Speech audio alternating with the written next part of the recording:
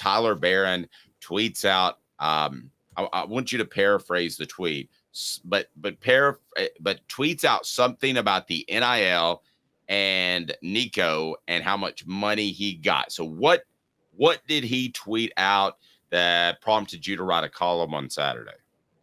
It wasn't what he tweeted out. He liked another tweet. So the tweet was from a guy named Rob Huddleston. Or I'm sorry. Well, he from a guy named, it. Didn't he retweet it? Yeah. No, he just liked it. He didn't retweet it. He just liked it. But it was from November the 21st. It was from @JordanMoore_21 and said, quote, if the Tennessee NIL collective is willing to spend $8 million on the number one quarterback in the country, then they better be willing to pay some of these COVID seniors to stay another year, or next season will be a disappointment also, especially along the offensive line. So, and Tyler Barron liked that. And by the way, he liked that 2 days after Tennessee lost to Georgia in a blowout. And the like is still up.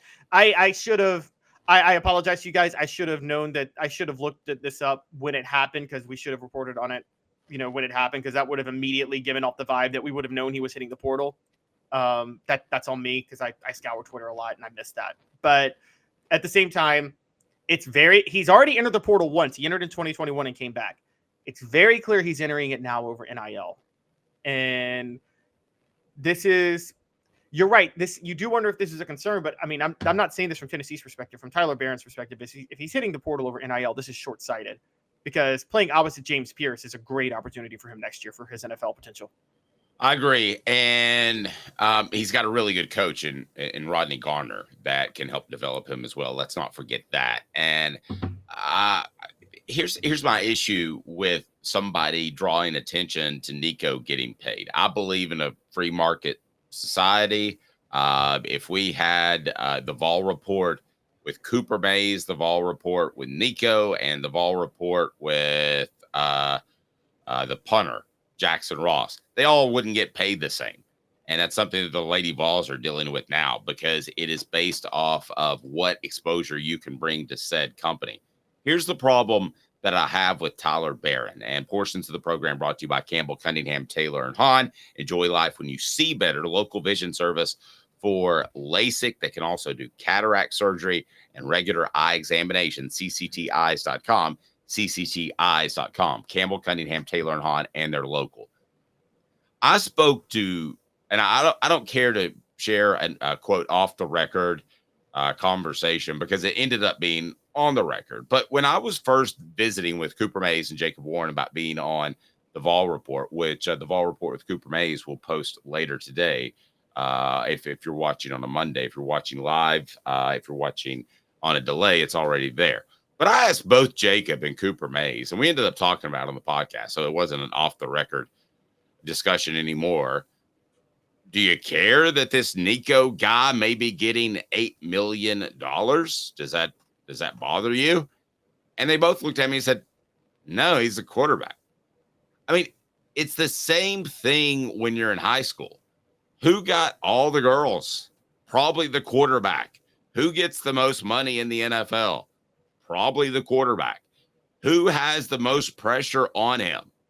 The quarterback. So Tyler Barron, if you have a problem with that, then you need to figure out football for a second, and the way things work, and the way a free market society works.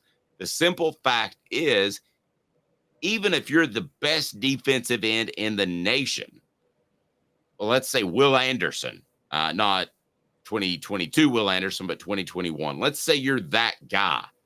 An elite quarterback is still worth more than you. I'm sorry, that's a fact. And if you don't get that, then I question your maturity and understanding of the sport. Yes, and we know what this did to Tennessee last year. Jeremy Banks got into a fight with Hendon Hooker because he was mad that Hendon Hooker was making more NIL money than him, and Joe Milton had to break it up. And quite honestly, by the way, Dave, looking back on that fight, I don't completely know. I do want to add an addendum. I think there are a lot of things going on in Jeremy Banks's head that week. I think that was one of them before the South Carolina game, but I do think it was a factor. Oh, I agree. By the way, just random side note, but I thought about this the other day. Joe Milton breaking up that fight. I wonder if that was the day Joe Milton became captain of the team. I think that helped the team rally around him. That he really, I know people have issues with him, but for him to stand up for Hendon Hooker like that, the guy who took his job, that did speak to his character as a leader. But back to Tyler Barron and quarterbacks. You're exactly right, Dave. And think about the NFL.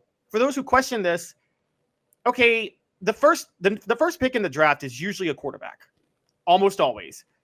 The number one pick in the NFL draft has more guaranteed dollars than most defensive ends who get long-term deals get. So you could be a Pro Bowl defensive end having got a long-term deal, and then a quarterback who hasn't proven anything. Because I want to steelman Tyler Barron's case for a minute. Maybe he doesn't have an issue with the quarterback getting paid. Maybe he has an issue with the quarterback who hasn't proven anything yet getting paid this much.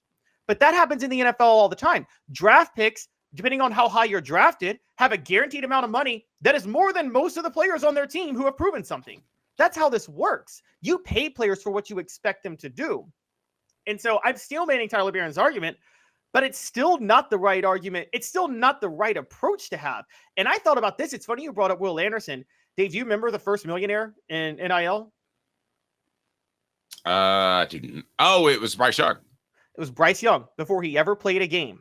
We watched Alabama those 2 years under Bryce Young, and we felt Bryce Young was having to carry Alabama a lot. And I'm starting to wonder, did players on Alabama resent Bryce Young because he got $1 million before he ever played a game?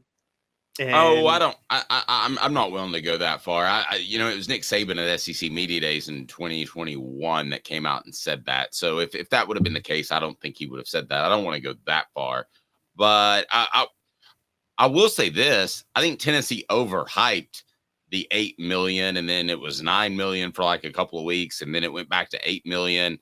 I think that was way overhyped, and I'm not sure how much Tennessee was responsible for that, or how much a media entity was responsible for that, or if that's just breaking news and it took flight, it went viral, and that's what you were going to get out of that is a lot of coverage because it's a splashy headline.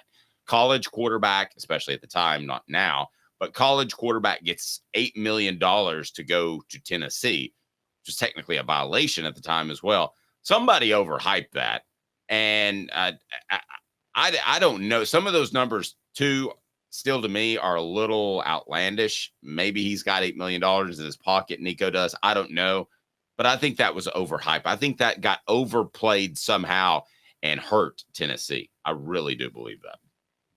I think it actually does too, because I think it actually created expectations for Tennessee in a lot of ways with other players. I also think Josh Heupel, says the guy who says Nico should win the Heisman next year. Yes, I think, but this is where I'm getting at. Josh Heupel, I think, is so all in on Nico. It doesn't matter. Look, I'm going to say this. Going back to our previous talking point for a minute, let's talk recruiting for a second. Losing recruits in 2024 doesn't matter as much as long as you have the team in 2024, because here's why, Dave. The way college football works now, despite the early signing period where players commit more in the summer, if you have a really, really great season, it becomes really, really easy to recruit for the future immediately because you can just go into the transfer portal and get a bunch of guys. So if Tennessee's all in on 2024, as I think they are, it won't matter if all those guys are graduating next year. They'll just bring a bunch of elite talent in from the transfer portal after that. True. I'm just telling you. Nice post by Dylan. Barron's a good player. He's not $8 million good, especially guys with like Pierce, Joseph, Bradley, and Herring behind him. Along those lines, if Nico is getting $8 million, big if, capital letters if, what is your second best defensive end worth? I mean, it's still not anywhere close. It's not even $1 million. No, I mean, based off the numbers that I'm hearing, that a lot of these are inflated. I think if you go home with $300,000 or $400,000 this upcoming year, you've done pretty good. Well, I mean, you look at Cooper Mays, and nobody deserves more NIL money than Cooper Mays based off what we saw last year. And I think he would like to get somewhere close to that $750,000. That is the NFL rookie minimum. He probably won't, but he'll probably accept that. So if Tyler Barron somehow gets $250,000, he should laugh all the way to the bank and not care what Nico gets, period, end of discussion. Yeah, and I would go a step further, Dave. I'm thinking this in my head in terms of starters, in terms of like if you had like the greatest player possible at every single position in football, defensive end is probably the least important because you can run away from a defensive end. You can run the other. This is why, do you remember in 2013 how stupid it was for South Carolina to push a Jadeveon Clowney for Heisman talk? When I'm thinking you can run away from Jadeveon Clowney every single time. That's all they did in 2013, by the way, that last year he was there. And it drove me crazy because would you rather have a game changer defensive tackle or defensive end? I'd rather have one at defensive tackle, if I'm being honest with you. I could go back and forth on that. I get your point. I'm not going back and forth because John Henderson turned Will Overstreet into an NFL draft pick. No elite defensive end can turn a defensive tackle into an NFL draft pick. Be sure to hit that like and subscribe button. Great point by Elias. Once Barron made something like a public threat, it became untenable to pay him. Have some social media discipline, folks. Amen to that. So Jacob Warren, as much as I would love him to find another year of eligibility, is done. And so we won't be doing the Vol Report with Jacob Warren anymore, although we will stay in contact with him as he goes on to be an NFL Hall of Famer. But am I going to call Tyler Barron right now as a company and say, hey, Tyler Barron, would you be interested in replacing Jacob Warren on the Vol Report with Tyler Barron, brought to you by Campbell, Cunningham, Taylor, and Hahn? No, because I'm going to be scared away that he wants too much money. And 2, I think that social media move made him less likable. And 3, you would be worried that he transfer in the middle of the season when you have the contract with him. And so I haven't even thought about it. That's even worse. Yeah, that made you're right. It's so stupid to make it public. You're negotiating based on NIL money because you go about that.